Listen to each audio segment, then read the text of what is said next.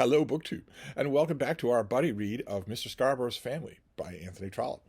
Uh, we have been sojourning on the continent lately in the last few chapters. We have followed young Florence Montjoy and her mother, Mrs. Montjoy, to the home of her brother, Sir Magnus Montjoy, and his wife, Lady Montjoy, and their little dog, Montjoy. We followed Florence to Brussels, where she was taken by Mama Montjoy in an attempt to get her away from Harry Ainsley.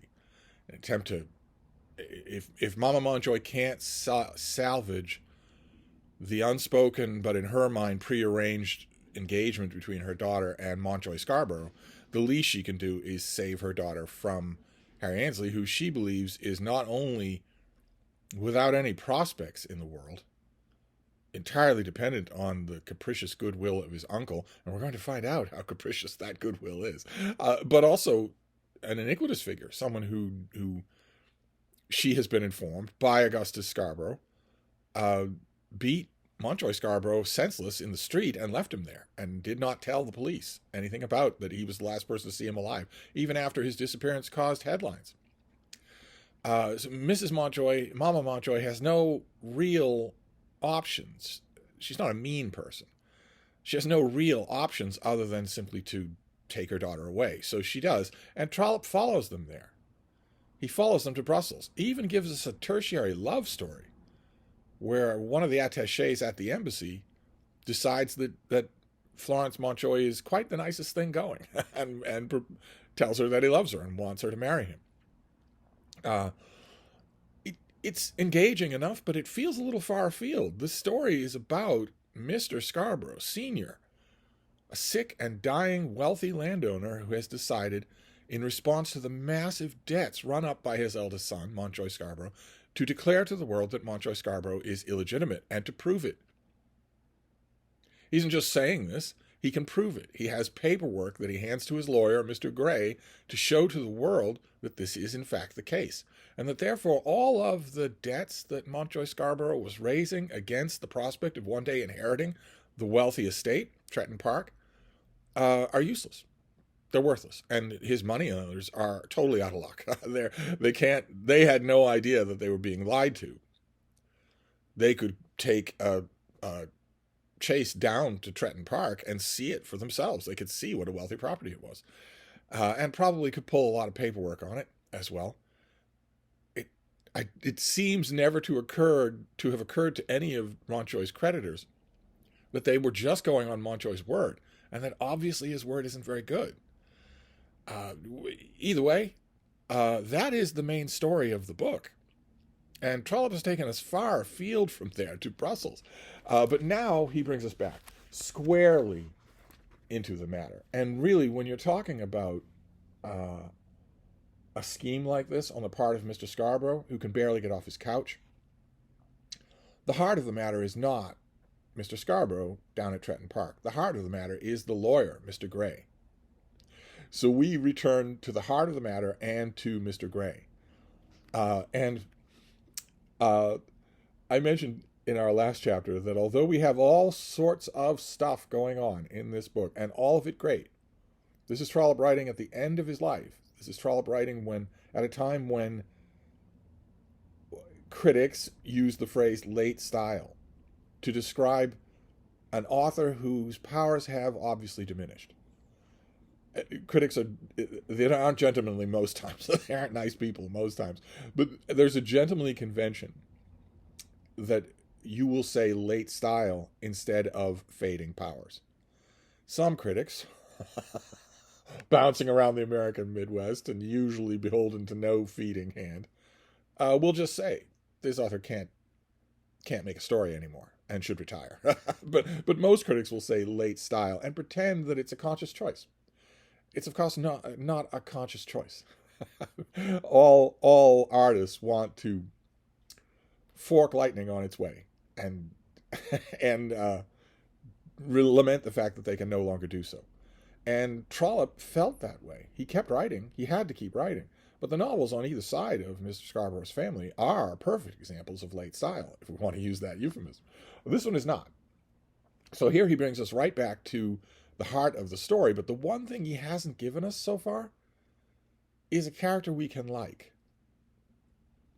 I mean, all sorts of characters that we can sympathize with. You can sympathize with Florence Montjoy. You can sympathize with Harry Ainsley, but there's a certain narrative remove. They're at arm's length from us. And Trollope doesn't need to write his characters that way. We know that beyond a shadow of a doubt. So that brings us to chapter 16, which is titled Mr. and Miss Grey. It was now the middle of October, and it may be said that from the time in which old Mr. Scarborough had declared his intention of showing that the elder of his two sons had no right to the property, Mr. Grey, the lawyer, had been so occupied with the Scarborough affairs as to have had left to him hardly a moment for other considerations. He had a partner, who, during these 4 months, had in fact carried on the business. One difficulty had grown out of another till Mr. Grey's whole time had been occupied, and all his thoughts had been filled with Mr. Scarborough, which is a matter of much greater moment to a man than the loss of his time. The question of Montjoy Scarborough's position had been first submitted to him in June. October had now been reached, and Mr. Grey had been out of town only a fortnight, during which fortnight he had been occupied entirely in unraveling the mystery. So it wasn't a vacation. He's seeking to verify the documentation that Mr. Scarborough has given him. He had at first refused altogether to have anything to do with the unraveling, but had desired that some other lawyer might be employed.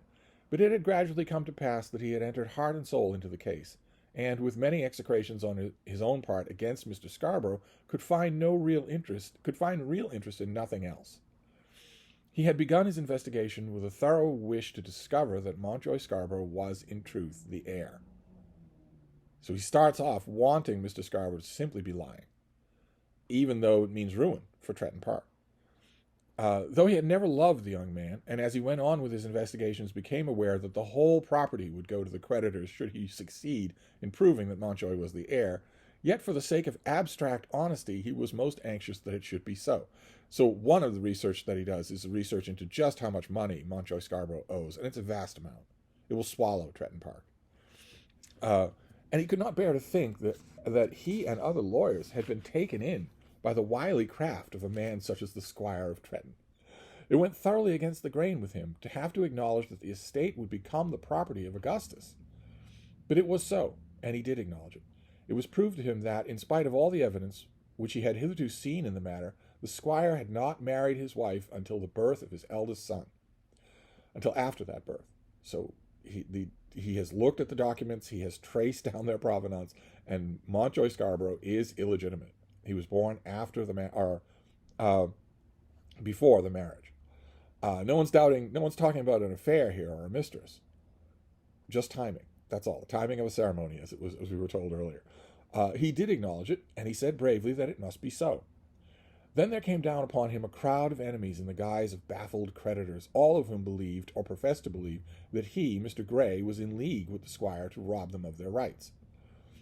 If it could be proved that Montjoy had no claim to the property, then would it go nominally to Augustus, who, according to their showing, was also one of the confederates, and the property could thus be said be divided. The creditors are assuming this is such an incredibly legal dodge that a lawyer's got to be involved. Very shortly the squire would be dead, and then the confederates would get everything, to the utter exclusion of poor Mr. Tyrwhitt and poor Mr. Samuel Hart and all the other poor creditors, who would thus be denuded, defrauded, and robbed by a lawyer's trick. It was in this spirit that Mr. Grey was attacked by Mr. Tyrwhitt and the others, and Mr. Grey found it very hard to bear. You want to get down there, baby? Oh, there you go. Okay, there you go. Sorry, unusual Frida interruption here. It looks like we're going to be dealing with light as well. And then there was another matter which also was very grievous to him. If it were now as he now stated, if the squire had been guilty of this fraud, to what punishment would he be subjected? Montjoy was declared to have been innocent. Mr. Tyrwhitt, as he put the case to his own lawyers, laughed bitterly as he made this suggestion. And Augustus was, of course, innocent. And then there was renewed laughter. And Mr. Grey had, of course, been innocent. Then the laughter was very loud. Was it to be believed that anybody could be taken in by such a story as this? There was he, Mr. Tyrwhitt. He had ever been known as a sharp fellow, and Mr. Samuel Hart, who was now away on his travels. He's actually dogging the footsteps of Montjoy Scarborough. And the others, they were all of them sharp fellows. Was it to be believed that such a set of gentlemen, so keenly alive to their own interests, should be made the victims of a trick such as this? Not if they knew it, not if Mr. Tyrrwhit knew it. It was in this shape that the matter reached Mr. Grey's ears, and then it was asked, if it were so, what would be the punishment to which would be subjected who had defrauded Mr. Tyrrwhit of his just claim. Mr. Tyrrwhit, who on one occasion made his way into Mr. Grey's presence, wished to get an answer to that question from Mr. Grey. "The man is dying," said Mr. Grey solemnly. "Dying?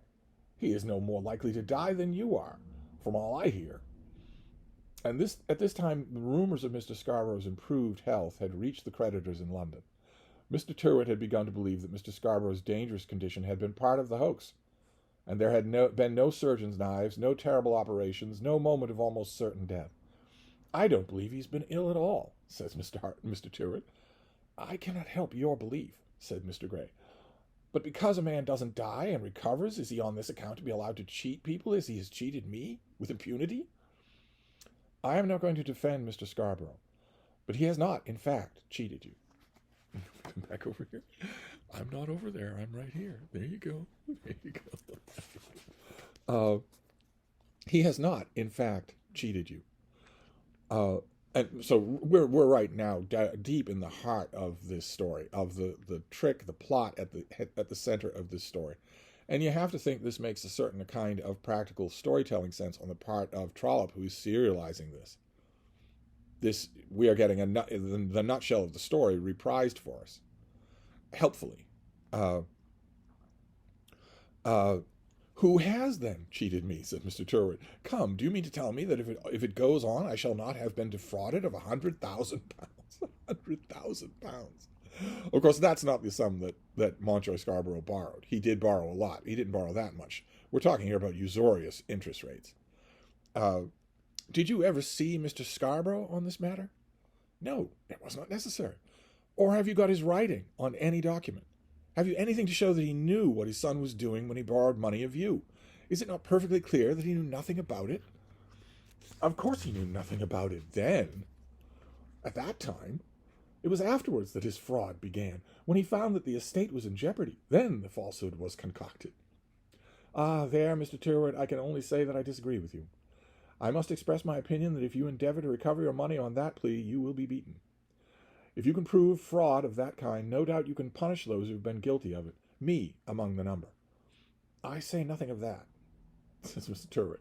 That is a very delicate diplomacy involved here. These men are on opposite sides of this subject, no matter how you slice it, no matter what Mr. Grey is about to say. "But if you have been led into your present difficulty by an illegal attempt on the part of my client to prove an illegitimate son to have been legitimate, and then to have changed his mind for certain purposes, I do not see how you are to punish him. The act will have been attempted and not completed, and it will have been an act concerning his son and not concerning you." "Not concerning me!" shrieked Mr. Tyrrwhit.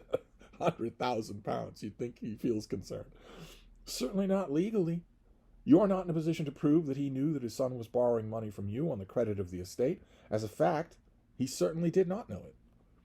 "We will see about that." "Then you must see about it, but not with my aid. As a fact, I am telling you all that I know about it. If I could, I would prove Montjoy Scarborough to be his father's heir tomorrow. Indeed, I am altogether on your side in the matter, if you would but believe it." Here Mr. Tyrrwhit again laughed. "But you will not believe it, and I do not ask you to do so. As it is, we must be opposed to each other." "Where is the young man?" said Mr. Tyrrwhit. That is a question I am not bound to answer, even if I knew. It is a matter on which I say nothing. You have lent him money at an exorbitant rate of interest." "It is not true." "It is true. At any rate, it seems so to me. It is out of the question that I should assist you in recovering it. You did it at your own peril, and not on my advice. Good morning, Mr. Tyrrwhit." Then Mr. Tyrrwhit went on his way, not without sundry threats as to the whole Scarborough family.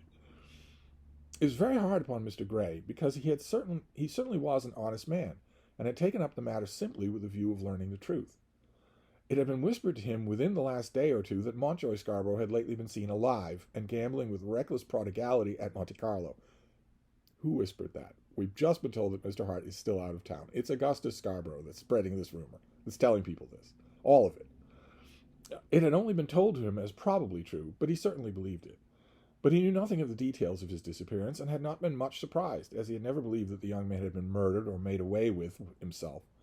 But he had heard before that a quarrel in the street between him and Harry Ainsley, and the story had been told him so as to fall with great discredit on Harry Ainsley's head.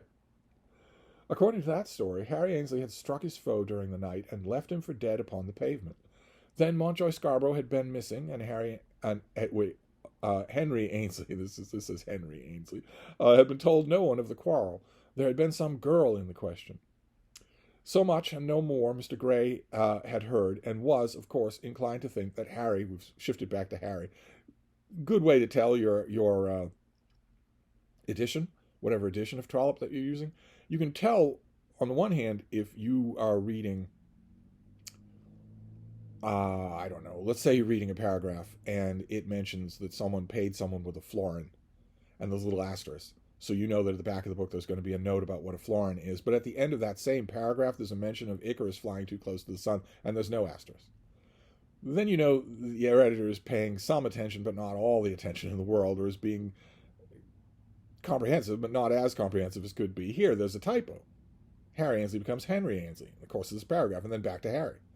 But anyway,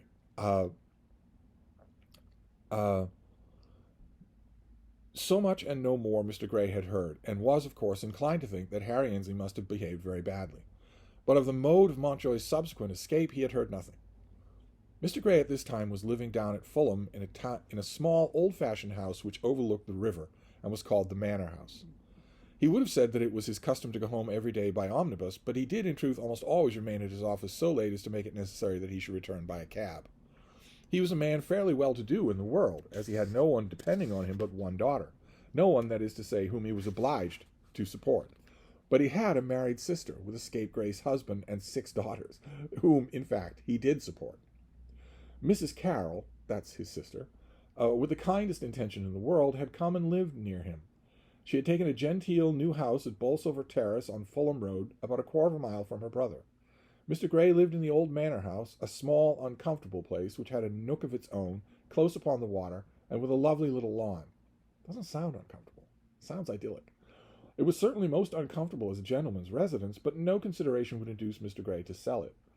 There were but 2 sitting rooms in it, and one was for the most part uninhabited. The upstairs drawing-room was furnished, but anyone with half an eye could see that it was never used. A stray caller might be shown up there, but callers of that class were very uncommon in Mr. Grey's establishment. With his own domestic arrangements, Mr. Grey had been quite contented, had it not been for Mrs. Carroll. It was now some years since she had declared that though Mr. Carroll, or Captain Carroll as he had been called at the time, was an improvident, worthless, drunken Irishman. Well, I did warn you about Trollope's attitude towards the Jews, that it might cause you to wince a little. I'm guessing that the mention of an improvident, drunken Irishman is not going to cause much wincing. He would never see his sister in want. So Mr. Grey what we're being told here is, even though he has demonstrated to his own satisfaction that Mr. Carroll is a spendthrift, a drunken Irishman, he's still not going to see his own sister go into hardship. If he can prevent it, and he can prevent it. The consequence was that Carroll had come with his wife and his 6 daughters and taken a house close to him. There are such whips and scorns in the world to which a man shall be so subject as to have the whole tenor of his life changed by them. The hero bears them heroically, making no complaints to those around him. The common man shrinks and squeals and cringes, so that he is known to those around him as one specially persecuted. In this respect, Mr. Grey was a grand hero. When he spoke to his friends of Mrs. Carroll, his friends were taught to believe that his outside arrangements with his sister were perfectly comfortable. No doubt there did creep out among those who were most intimate with him a knowledge that Mr. Carroll, for the captain had in truth never been more than a lieutenant and had now long since sold his commission, was impecunious and a trouble rather than otherwise, but I doubt whether there was a single inhabitant of the neighborhood of Fulham who was aware that Mrs. Carroll and the Mrs. Carrolls cost Mr. Grey an average of about $600 a year. keeping in mind here that a normal person making 150, maybe 200 pounds a year, this family, he's floating them enough money to keep them in a fashionable house. 6 daughters. But, and you might be wondering, I've mentioned that there are no characters so far that we can like. And now some of you are probably desperately looking around saying, am I supposed to like Mrs. Carroll? No. No, because Mr. Grey doesn't live alone at the manor house. There was one in Mr. Grey's family to whom he was so attached that he would, to oblige her, have thrown the whole Carroll family over. But of this that one person would not hear. She hated the whole Carroll family with an almost unholy hatred of which she herself was endeavoring to repent daily, but in vain. She could not do other than hate them, but she could do other than allow her father to withdraw his fostering protection, for this one person was Mr. Grey's only daughter, and his one close domestic associate, who has the power with a simple word to get rid of these people, and doesn't. Miss Dorothy Grey was known well to the neighborhood, and was both feared and revered. As we shall have much to do with her in the telling of our story, it may be well to make her stand plainly before the reader's eyes. In the first place, it must be understood that she was motherless, brotherless, and sisterless. She had been Mr. Grey's only child, and her mother had been dead for 15 or 16 years. She was now about 30 years of age, but was generally regarded as ranging somewhere between 40 and 50. If she isn't nearer 50 than 40, I'll eat my old shoes, said an old lady in the neighborhood to a gentleman. I've known her these 20 years, and she's not altered in the least. As Dolly Grey had been only 20 years ago, the lady must have been wrong. But it is singular how a person's memory of things may be created out of their present appearances. Dorothy herself had apparently no desire to set right this erroneous opinion which the neighborhood entertained respecting her. She did not seem to care whether she was supposed to be 30 or 40 or 50. Of youth, as means of getting lovers, she entertained a profound contempt. That no lover would ever come to her, she was assured, and would not at all have known what to do with one had he come. The only man for whom she had ever felt the slightest regard was her father. For some women about she did entertain a passionless, well-regulated affection, but they were generally the poor, the afflicted, or the aged. It was, however, always necessary that the person so signalized should be submissive. Now, Mrs. Carroll, Mr. Grey's sister, had long since shown that she was not submissive enough, nor were her girls, the eldest of whom was a pert, ugly, well-grown minx, now about 18 years old. The second sister, who was 17, was supposed to be a beauty, but which of the two was more odious in the eyes of their cousin, it would be impossible to say. Miss Dorothy Grey was Dolly only to her father. Had anyone else so ventured to call her, she would have started up at once, an outraged female of 50. Even her aunt, who was trouble enough to her, felt that it could not be so. Her uncle tried it once, and she declined to come into his presence for a month, letting it be fully understood that she had been insulted. And yet she was not, according to my idea, by any means an ill-favored young woman. It is true that she wore spectacles, but as she always desired to have her eyes about her, she never put them off when out of bed.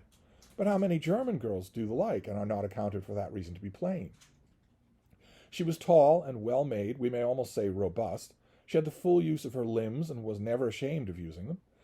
I think she was wrong when she would be seen to wheel the barrow about the garden, and that her hands must have suffered in her attempts to live down the conventional absurdities of the world. It is true that she did wear gloves during her gardening, but she wore them only in obedience to her father's request. She had bright eyes, somewhat far apart, and well-made, wholesome, regular features.